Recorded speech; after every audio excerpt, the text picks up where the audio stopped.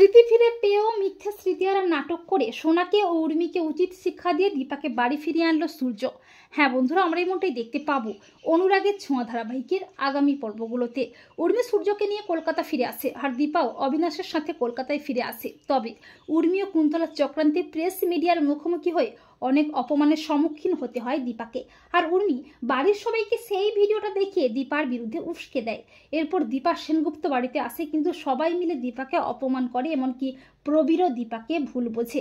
এরপর সোনা যখনই অপমান করে দীপাকে বাড়ি থেকে তাড়িয়ে দেবে করে, তখন সূর্য এসে সোনাকে উচিত শিক্ষা দেয়। এরপর দীপা সূর্যকে এক গোছা ফুলের তোড়া দিয়ে চলে যায়। সূর্যের খুব ভালো লাগে দীপার দেওয়া ফুলের তোড়া, কিন্তু সোনা সেটাকে বাইরে ছুঁড়ে ফেলে দেয়। তখন সূর্য প্রচণ্ড খেপে যায়। এরপর দীপা কালী মন্দিরে আসে, আর সূর্য দীপার টানে সেই মন্দিরে চলে আসে। মন্দিরে এসেই সূর্যের মনে পড়তে থাকে দীপার সাথে তার বিয়ের মুহূর্তগুলো, কিন্তু সবটাই অস্পষ্ট। সূর্য বলে, এই মন্দিরে আমি আগেও এসেছি। দীপা বলে, আপনি মনে করুন তো আপনি কার সাথে এসেছিলেন।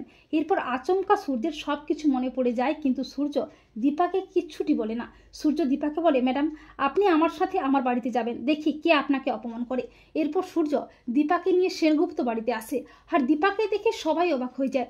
সোনা বলে, বাবা তুমি আবার ওই মহিলাকে এনেছো, এক্ষুনি ওনাকে বের করে দাও। উর্মি বলে, দাদাই ওনাকে কেন এনেছেন? তখন সূর্য বলে, উনি এখানেই থাকবেন।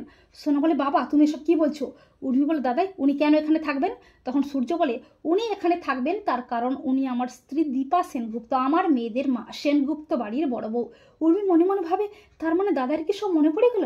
দীপা বলে, ডাক্তারবাবু আপনি আমাকে চিনতে পেরেছেন? সূর্য বলে, মন্দিরে গিয়ে আমার সব কিছু মনে পড়ে যায়, কিন্তু তোমাকে কিছুটি বলিনি, তার কারণ যারা তোমাকে অপমান করছে তাদের শিক্ষা দেওয়াটা খুব দরকার ছিল। তো বন্ধুরা, তোমরাও এটাই চাও তো যে মিথ্যে স্মৃতিহারা নাটক করে সোনাকে ও উর্মিকে উচিত শিক্ষা দিয়ে দীপাকে যেন বাড়ি ফিরিয়ে আনে সূর্য? কমেন্ট করে এক্ষুনি জানিয়ে দাও তোমাদের মতামতটি।